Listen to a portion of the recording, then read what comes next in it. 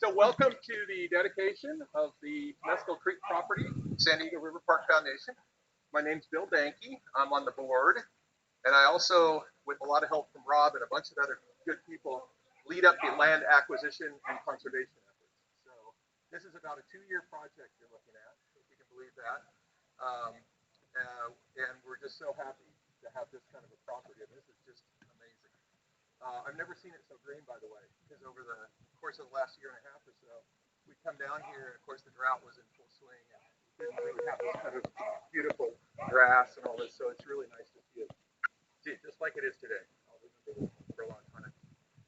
Just a few bits of information about the property. So this is approximately 300 acres, 299 to be exact, and it's contiguous with a piece of property that we purchased about a year or so ago. It's called the Homestead property, and it's just up here over the hill. So it's contiguous, and I think Rob may be saying something today about trail that's going to go between the two and eventually connect. We hope and plan all the way along the San Diego River Channel, all the way down the Santee Lakeside Mission Valley, which would just be awesome, right? That's one of the main visions of the San Diego River Park Foundation. There's an additional property that you actually drove right through when you left the main road, Eagle Peak Road, and came down the slope. That was in private hands. Actually, that's not part of this property. And shortly after we got involved in escrow on this one, the landowners of those parcels approached us and said, we're interested in selling it. So in addition to the 300 and the 160 acres of homestead, there's 75 acres we're escrow on, and Rob will probably tell you more about this. So this is an exciting project. I mean, this is awesome stuff. So the road you came in on is actually shared. There's another property or two farther northwest, I guess. They also share this, but landowner is happy to see us here, and as long as we don't do anything too crazy down here, I think they'll continue to be happy. Rob will say a few more words about what we envision the property to be used for. I'll leave that up to him, because there is definitely a vision associated with this. So I just want to say, sorry. Thank you for coming. Thank you for supporting. This was, how do I say this the right way? This was a act of faith to buy this property because the owner insisted on a timeline. Otherwise, we were not going to be considered. And I don't think she particularly wanted to work with a nonprofit because I think she was very afraid of whether she was ever going to get paid, whether there's going to be complications in escrow. So we stuck our neck out on this one. And we did incur, frankly, quite a lot of debt for this project. So we are very interested to try to get more and more people to love it as much as we do and get to use it and appreciate it and perhaps contribute toward that, paying off of that debt. Any quick questions before I turn it over to Rob? I was just going to say one thing, show of hands. How many people have had, until today, never been on Eagle Peak Road? That's what I thought. Okay. I'm a native San Diego. I didn't know about Eagle Peak Road. It's beautiful.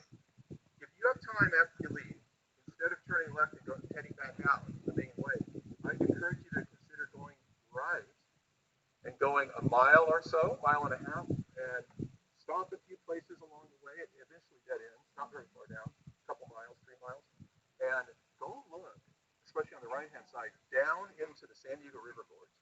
It is San Diego County's Grand Canyon. I mean, I'm exaggerating a little bit, but it is unbelievably impressive how steep, how deep, and what rugged country that is.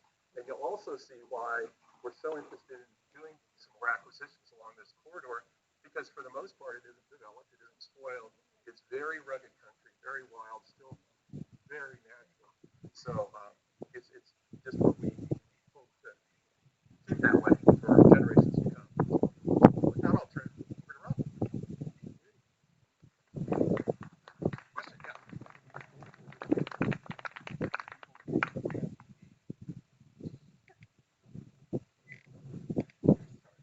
Having a little humorous moment as I handed my cell phone to the microphone. At this point, I'll let you have a area to ask questions. Good question. No answer. No, just kidding. Everything that we do is really geared toward kind of combining the thought that if people can't connect with nature, they can't love it, they can't care for it, and they can't conserve it. There are lands that need to be conserved. And so we really start off with the idea of our little niche in the world is how can we find places that are threatened, that are important, but also that people can connect with. So we always have that vision. There are some times when there is cultural or wildlife or whatever reasons that something is so special. Imagine if you had 3 populations of a plant left in the entire world and you had one on the property, then yeah, we would manage that. But our starting point is always that it's public. This piece of property is part of a bigger vision, which is going to have a public trail through it, and we will work on that. So thank you for that. Any other questions? Oh, weird to hear my voice. How about the public trail down the road? In the meantime, is the property be open for anybody to come onto it, or no? That's a good question. The road is a shared private road, therefore we can't open it up to the public. And so the trail would actually come along relatively along the creek. That is probably our friend John, who likes to show up with his helicopter. If you're very nice, 1 or 2 of you might get to go on a ride on a helicopter if you like. Yeah, that's done. And actually, where's Lyle and Linda? Thank you. Lyle and Linda, for several months at a time, we're gone, right? Trying to cover the mic with the wind there. First and foremost, and I don't know if Bill said this, I was manning the hot dogs. Thank you.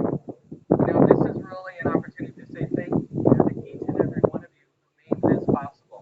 Without you, this land would probably be developed into housing. Nothing wrong with housing, but this is a piece of land that needed to be protected. And so I just really wanted to say thank you very much. If you don't know me, I'm the executive director and one of the founders of the River Park Foundation. That's John.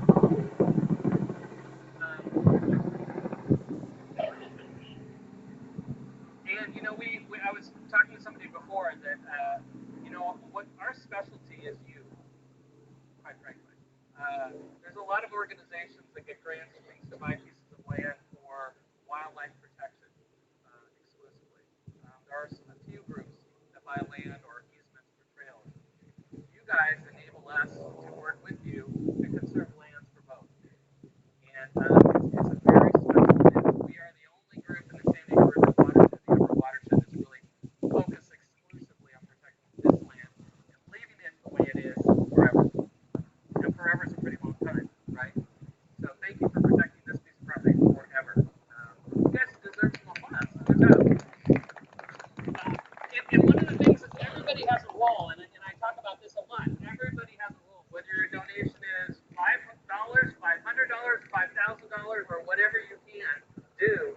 A meaningful gift is meaningful to conserving lands, and we thank each and every one of you for the donation that you personally gave, because all of you were donors to this project. So thank you, including myself, which is important to me and my wife and our little 3.5-year-old. She's really cool, by the way. My daughter. She loves bugs and she loves snakes, and I'm so glad because it really speaks to the future where kids are connected to nature. Nature will be protected, and that's a huge part of what we try to do. A couple things before we move on. After this, for those that are interested and will want, we're going to have 3 walks, hikes, if you want to call them that. One of those will be with Sarah. Where's Sarah? And Sarah will take a group of you and you'll go to the edge of the property down the road and then hike up to the homestead property. Many of you donated to the homestead property, and we have a trail that goes all the way up to that. Now that one's a little bit of elevation change. It's a little bit longer. There's a little bit of poison oak here and there, which I have on my arms right now. So if you're really susceptible to poison oak, it might not be what you want to do unless you're really careful. Not like you're walking through it, but it's just along the trail. It's a narrow trail. So that's Sarah. Where's Sarah? There she is. Shannon, where's Shannon? Shannon is going to take a group of you up the creek this way. It's a nice little gradual trail that kind of crosses the creek and then it continues on basically on a cow trail. You'll be able to walk up past the helicopter and then come back. Property way down in San Diego Country Estates, the entire property has now been acquired or is in forced public ownership. So this was the last piece. Congratulations. So now we'll begin to work with many of our friends from the hiking community. Hold on a second, please there, Phil. Sending a mountain biking community and others, the equestrian community, those that are user groups, as well as our partners with the Forest Service, the County of San Diego, the City Water Department, Public Utilities Department, to open up that trail the entire length of the way. That one little easement, I've actually been tasked with getting the easement, so that's my next job here. Yes, Phil. A couple of people asked me the same question, and I answered my always do OF. And the question was, what do you envision this area will be used for or look like, say, 10 years from now? Cool. Well, first and foremost, we're going to try to get it into the GSOP, which is the golden spotted wolf borer, which is affecting many of these beautiful, beautiful oak trees. And